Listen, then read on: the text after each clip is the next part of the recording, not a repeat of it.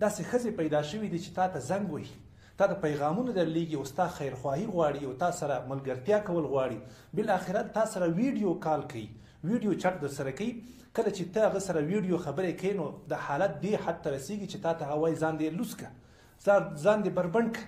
کله چې ته ځان بربنډ کړې هغه له تا نه ریکارډینګ کوي، چې ریکارډینګ یې درنه وکړه هغه نه وروسته تا ته خپله ویډیو لیکي او درته وایي چې ما ته دومره او دومره پیسې راولېږه، که نه په شرمونه دې شرموو.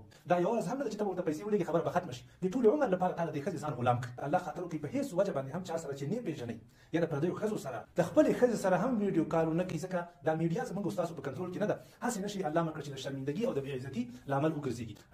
هغه څوک چې په مسلمان باندې پرده واچوي الله جل جلاله به نه صرف په دې دنیا کې بلکې په دنیا او په آخرت کې به الله جل جلاله په هغه باندې پرده واچوي. که تا سره د خپل ځان غم وي او در سره د مسلمانانو غم وي نو ته به حتما دا ویډیو شریکه کړي او نور مسلمانانو ته به هم نجات ورکړي. الله جل جلاله دې په تاسو باندې رحم وکړي او الله دې موږ تاسو ټولو پردې وکړي.